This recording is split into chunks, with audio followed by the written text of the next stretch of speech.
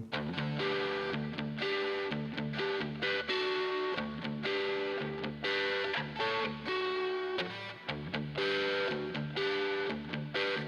Whilst the unique sound of the Killers was earning them a small and loyal following, the band initially struggled to make much real impact in the American market.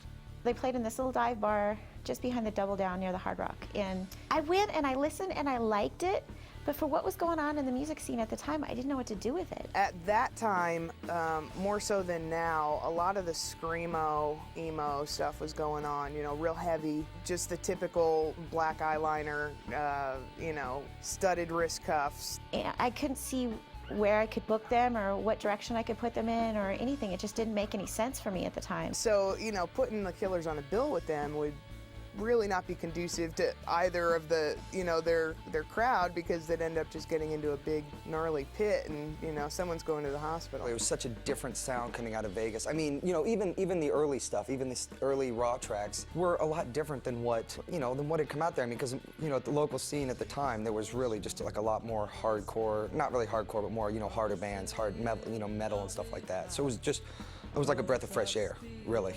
I just love the Killers because they're neat. And what I mean by neat is they have sounds that are different, and I like that. I like when people go get something new. Being in the Southwest here in the United States, we're very large on your punk rock, be it your pop punk or your hardcore or metal. So there's definitely plenty of those other genres as well here in town. But the Killers brought something initially that was very unique to this town, and ultimately something that was relatively unique to the world, and that's something that that it took more than Vegas to realize, I think, so.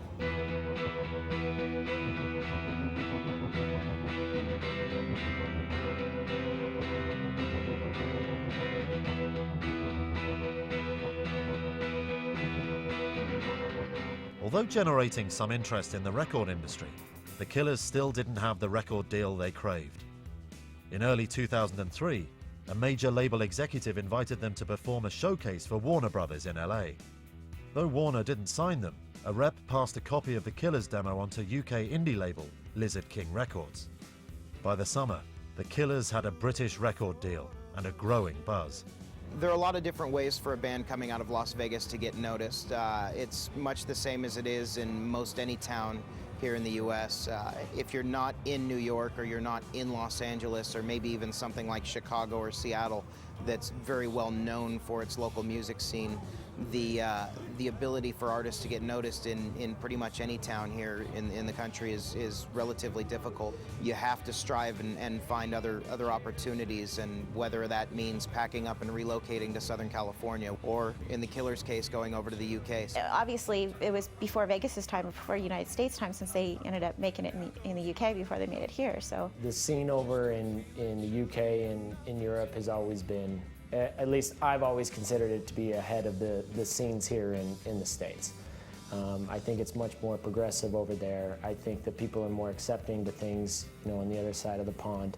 Anytime you have a sound that's so different from everything else, record labels look at it and say, well, how am I going to market this? Who am I going to put out on the road with you? You know, so if it's a tough sell and they don't think that they can do it, they're not going to touch it.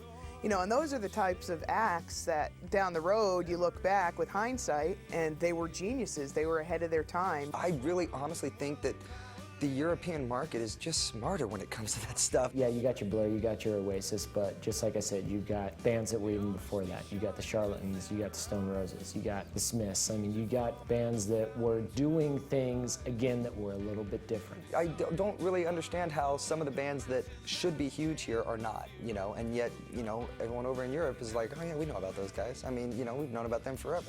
It's just, I was always excited to go see a band and have, you know, you want to see God on the stage kind of thing. When I saw Morrissey when I was 15, I'll never have that feeling again. That anticipation when the smoke was coming and the band came out and you knew that you were about to see him. Moving to the UK to finish up that Hot Fuss album and to start getting some exposure. I think part of it was a promotion to get something into their sound because it was already there, but it would accelerate that sort of alternative rock, partly the British influence there, but also there's a lot of clubs to play, so they could play a lot of venues in a very short amount of time without having to take days to travel to places. So they could play all over England, all over Europe, and really start building up a fan base. And I think when they came back to the United States about 6 months later and started being promoted here, I think it just sort of happened that people saw this storyline of, oh, they took them to the UK, built them up, and then brought them back here and said, hey, this British band, and then before you knew it, hey, they're American. Well, it just sort of happened that way because that was the best way to get the album done. It was the best way to get a fan base going. It was the best way to get their sound locked in and to get a lot of playing under their belt before they really tried to hit the big stages. In Paris, they're looking what's happening in America. In America, they're looking what's happening in England. You know, everybody, it's always sweeter on the other side of the ocean, right?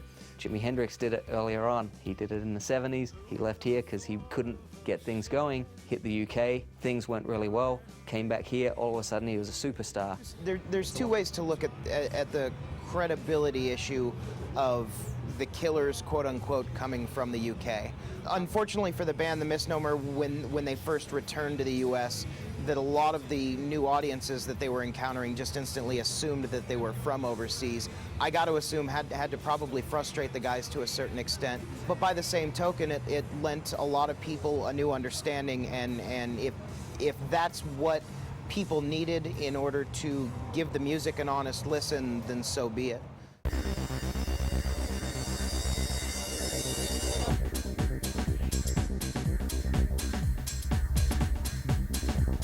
Having put so much time and effort into their music, the band were very careful about putting the right record deal together. The contract they finally signed would allow for a great deal of artistic control over their music, live shows, and image. It was actually a long process, and there was a couple of times where Ronnie had called and said, I think we're going to sign with these people. There's just a couple of things we've got to iron out. And then the next day say, no, they wouldn't agree to this or something else. Or we wanted this, but they couldn't give it to us. And it wasn't about cash up front. It was about protecting their artistry, in a sense, that it was their music, the way they wanted to perform it, their name for the band. I think that that move to the UK to do the initial get-go for their signing to a label and whatnot was very critical for them. Yeah, it's absolutely a reason why they did so well. However, I think if they hadn't gone over there, I think they would still have had some great success. Absolutely.